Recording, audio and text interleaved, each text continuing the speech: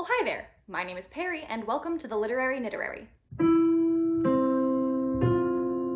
So today, only a little bit very late, I will be filming my December wrap-up and reviewing the 5 books that I read in December of 2020, the last books of 2020. In December, I read a total of 1,593 pages, which is an average length of 318.6 pages per book, and an average of about 51 pages per day. The average age of books that I read was 5.4 years, with the mode release year once again being 2020, with 3 books or 60% of my reading being 2020 releases. In terms of format and source, all 5 of the books were ebooks that I borrowed from my library, and in terms of genre, I read 1 play, 1 contemporary novel, and 3 pieces of speculative fiction, though the amount of fantasy and magic in each varied considerably. In terms of age category, 4 of the books that I read were for young adults, and only 1 was for adults, which means that in December, my reading was 80% YA. First up is the play, which I read for an audition for a local theater company that was putting on a production of it, and that is The Drowning Girls by Beth Graham, Charlie Tomlinson, and Daniela Vlaskalic. And in this case, I'm just going to steal some jacket copy from the publisher because it's really good. Bessie, Alice, and Margaret have 2 things in common. They are married to George Joseph Smith, and they are dead. So this is basically the mostly true story of a late Victorian serial killer told through the voices of his victims, all 3 of whom appear in sopping wet wedding dresses and spend the entire play getting in and out of bathtubs. Because in each case, their husband, who married each of them in turn, isolated them from their friends and family, convinced them to sign a life insurance policy that would name him as the beneficiary of all of their money, and then established a history or suspicion of health problems, and then drowned all of them in the bathtub, allowing him to collect all of their stuff and move on to the next unsuspecting woman. This is a play that uses extensive doubling. The actors playing each of the 3 main characters take on 7 to 8 additional temporary roles in order to tell the story. This is right up my alley, what with its being a creative engagement with the historical past, specifically one performed through a feminist lens that centers the voices of the female victims of this crime, which were in this case quite literally silenced, but which might otherwise be overlooked in favor of the male perpetrator of these crimes. It's almost similar in perspective to that nonfiction book, The Five, which is about the victims of Jack the Ripper. So I did really enjoy this, though, as I often say, I think it really benefits from performance. I swear that I'm not one of those people who doesn't think there's any benefit from reading a play if you can't see it performed. It's just that the plays that I keep reading to talk about really do benefit from performance, and this is one of them. I think one of the reasons for that is the sort of retrospective way that this is told. At the start of the play, all of the wives, all of the women are already dead, and looking back together on what happened and what allowed this violence to be done against them. So you do have an intensification of action as the story progresses, but you don't really have a protagonist who's pushing the story forwards. Instead, the piece is more poetic, more rhythmic, relying more on mood and sound and character. And I think those things translate better to an experience of performance than to an experience of solitary reading. The other major reason that I think this play benefits from performance is that the voices of the 3 main characters were a little bit difficult for me to tell apart, which sounds like a major criticism of the play, but you really have to understand that it's told in a lot of very short lines, fragments. Sometimes each character only says 1 word, and they popcorn around for almost an entire page. And so as just one person making your way through a text for the first time, it can be really difficult to pin down the individual voices and backstories and character traits of each of these 3 characters, and especially with all of the doubling, it can be difficult to keep track of those voices as the characters turn into their own mothers and their landladies and the man who is wooing and eventually murdering them, right? It's a little bit hard to keep all of that straight in one brain. But if you were given the script and you were told you are playing Bessie and you went through and highlighted all of Bessie's lines, you would look at those by themselves as a whole separate from the rest of the script, and you would get a coherent sense of who the character was, and then you would play that coherent sense of who the character was from the very first line. So this is a case where I think the actors really actively collaborate with the author in helping to tell the story and create the experience of the piece. And of course, that is something you miss out on if you read it alone by yourself in your living room. With that said, I definitely did get a lot out of the experience of reading it. It is the sort of piece that I would be interested in creating or working on in the future, and especially poignant was the realization that the essential tactics used in abusive relationships to isolate and harm the victims have really not changed at all in the past 100 years. George Joseph Smith's behavior was chilling, and it was chilling because it was recognizable. After that, I read Ruinsong by Ember. This is a young adult Phantom of the Opera retelling storytelling. This is set in a fantasy version of revolutionary France with a magic system based on music and singing. Basically, there are three groups of people in this world. There are the nobles, there are the commoners, and there are the mages, who are singers who are able to do magical things with their songs. Originally, the nobles were in charge and subjugated the commoners and the mages, but then the mages, led by one particularly ruthless singer, team up with the commoners to overthrow the nobles. Now the nobles are disgraced and are carefully monitored while a tyrannical queen sits upon the throne, forcing the mages to do her bidding to keep the nobles and the commoners both in line. Basically, the story follows one particularly powerful mage who is the queen's favorite and basically an instrument of violence and torture for her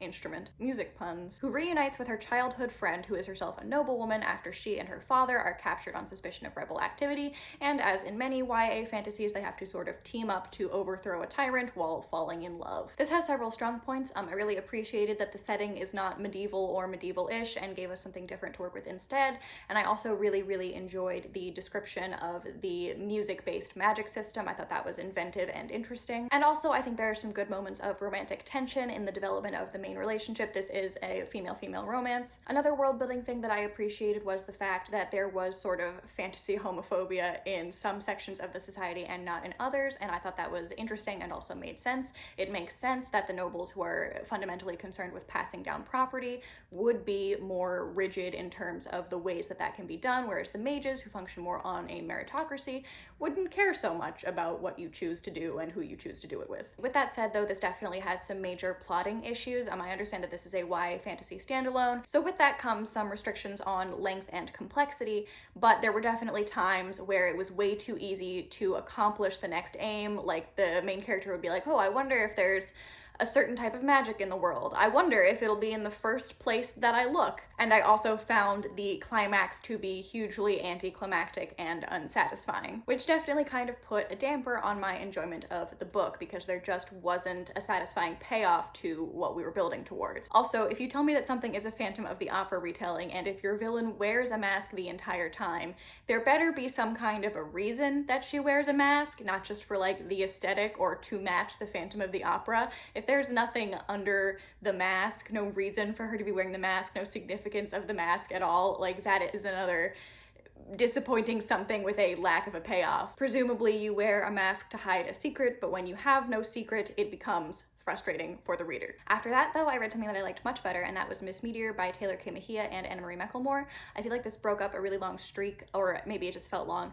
of like 3.5 star books for me, and was the first book to get my like feelings involved in a really long time, and that was just really nice. I really appreciated it. This is a YA contemporary with a little touch of magic about two girls who live in the same small town and who used to be friends but have drifted apart due to the fact that they're both dealing with their own respective problems. Nobody knows this, but Lita, the first girl, was basically born from the meteor that gave the town its name, and now it seems like she is turning back into star stuff and might have to return to the sky even though she wants to stay on Earth. Meanwhile, her old friend Chicky is struggling to come to terms with the fact that she is pansexual and figuring out how to come out to the relatively narrow-minded small town that has already been aggressively bullying her about her race and sexuality for years. Lita comes up with a plan that she hopes will let her stay in Meteor, and that is to enter the annual pageant competition that the town runs, even though she basically seems like a long shot for winning because she looks nothing like any of the other past winners of the competition and has always kind of been seen as the weird girl, as an outsider, for a variety of reasons. So she enlists the help of Chicky and her sisters to try to help her win this pageant competition, and along the way both of the characters sort of work out their issues and figure out how to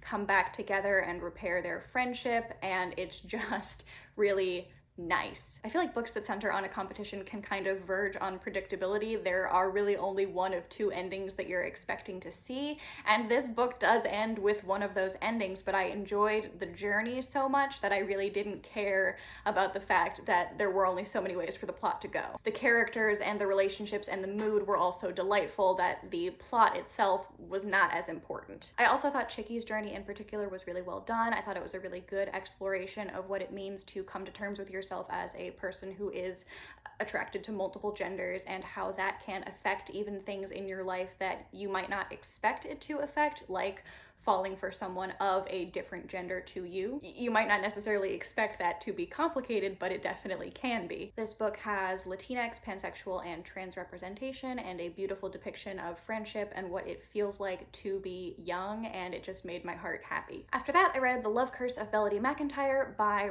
Talley. This was a highly anticipated book of 2020 for me, and I feel very conflicted about it. Melody is the youngest stage manager in her school's theater program to ever be entrusted with her own show. She begins stage managing shows as a junior, but after she gets broken up with backstage during a show, and that is only the latest in a long list of showman's catastrophes, her friends, who are superstitious because the theater program has a long history of mishaps and accidents and a parallel tradition of superstitions and counter curses, force her to swear off dating for the rest of the school year to try to avoid any more problems, curse-like happenings, etc. But she's very tempted to break her promise when the rising star of the school's theater program returns from her professional acting work to audition for the school's production of Les Mis, and sparks begin to fly between them. So, positive things first. This is a bisexual main character. It is a queer story that begins after all of the figuring yourself out and the coming out is over. So if you're looking for that, that is an element of this book. I personally loved seeing the depiction of backstage theater life, especially since in-person theater has not been a thing for the better part of a year, and I sorely miss it. I also thought it was a really interesting choice to put pieces of a stage manager's paperwork, things like cast lists and rehearsal schedules and what have you, into the book itself to help tell the story. As a theater person, it made me feel like I was part of the club or something, just recognizing all of these things that are pieces of an experience that is very dear to me and that I haven't had for a long time. But with all of that said, Melody is really annoying. And on the one hand, you can definitely tell that the author knows Melody is annoying. Melody grows and develops and changes a little bit over the course of the book, and by the end of the book, you know that she has actually caused a lot of her own problems by being really annoying. But while you're reading the book for the first time, she is annoying and inconsiderate and kind of cliquish and snobby, and because you don't know that she's getting in her own way, it makes it seem like the people around her are also being obnoxious for no discernible reason, acting without motivation, and so you're just staring at what looks like a handful of caricatures and wondering why everybody in the book is so terrible. The other thing that's weird about this book is that I feel like it has two pitches. One of them is the pitch that I sort of gave you with the curse and the promising not to date anyone, and then the girl shows up and she wants to date the girl and it's a whole thing. That's one pitch, that's one premise.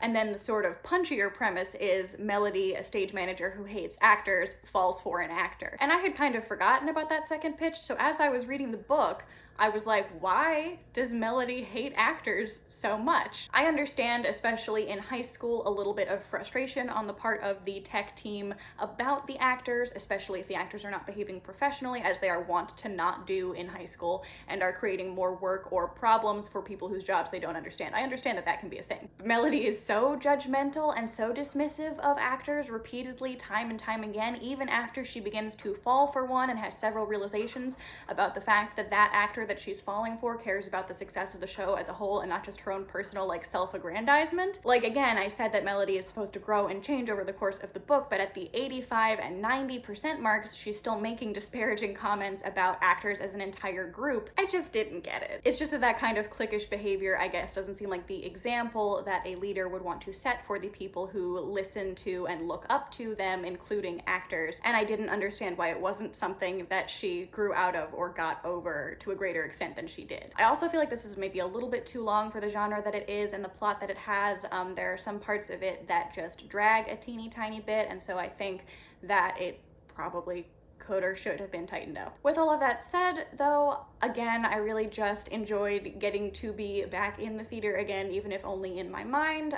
Melody has a sort of come to Jesus talk with one of her mentor figures about the true meaning of theater, and that really got to me, that really got to my emotions, and so I really don't know what to think about this one because it definitely has its problems, but I also definitely got some good stuff out of it as well. And finally, in December, the very last book of 2020, my 121st book, I read Jackaby by William Ritter. This is a sort of historical, paranormal YA mystery. I've really enjoyed YA historical mysteries in the past, and this was one that was recommended on the Get Booked podcast that Book Riot does, so I thought I would check it out, and I think I was slightly underwhelmed. This follows a young girl named Abigail Rook who is fleeing from a life of rigid propriety that she does not want. She has tried to run away to an archaeological dig, but did not find the fulfillment and adventure that she was looking for, so now she has landed in America in the 1890s, and she is looking for work because she basically doesn't have any money and she needs to support herself. And she comes across a posting to be the assistant of the town that she has come to's local sort of eccentric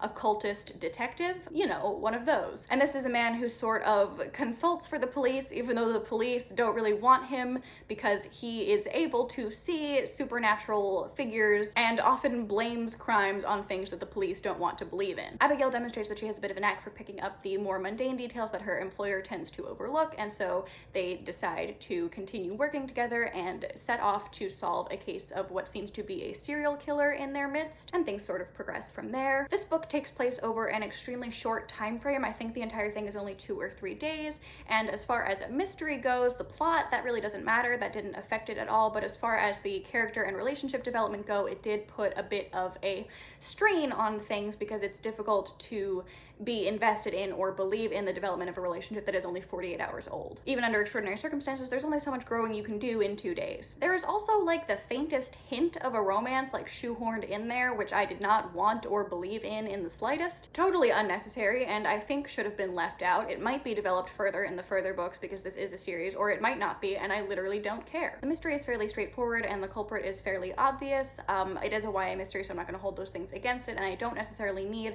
a surprise twist ending to enjoy a mystery book, but all in all, this basically just didn't have the sort of vibe I was hoping it would have, and I think that's partially because I didn't know it was a YA book until I read it. I thought it was an adult book, so I think I was hoping it would be a little more gothic, a little more sophisticated, perhaps a little more attention to historical accuracy and the social and cultural dynamics of the time period within which the book is set. I didn't really understand what the book gained from being set when it was set, aside from the fact that the author seemed to think he was creating a sort of Sherlockian figure and put his Sherlockian figure in a Sherlock Holmesy kind of time period. There's definitely stuff to enjoy here. I think these books have the potential to be quite rompy and fun. I just don't necessarily think there's a whole lot of substance beyond that, maybe, despite the potential of both speculative elements and a historical time period to invite exploration of deeper themes and concepts. Basically, this didn't wow me, even though other examples of this same sort of genre and type of book have swept me off my feet in the past. And that is it. Those are all of the books that I read in December. Let me know what your favorite book that you read in December was, if you remember. I was clearly struggling to remember throughout this entire video. Or let me know how your reading has been going so far in the new year, or if that sounds too complicated but you want to let me know that you were here, you can just leave me an emoji in the comments down below. I do hope you enjoyed this video, and if you did, I hope you will consider subscribing, and I will see you again soon. But in the meantime, I hope that everybody is staying happy, healthy, and safe, and I hope that somewhere out there is a great book waiting just for you. Bye!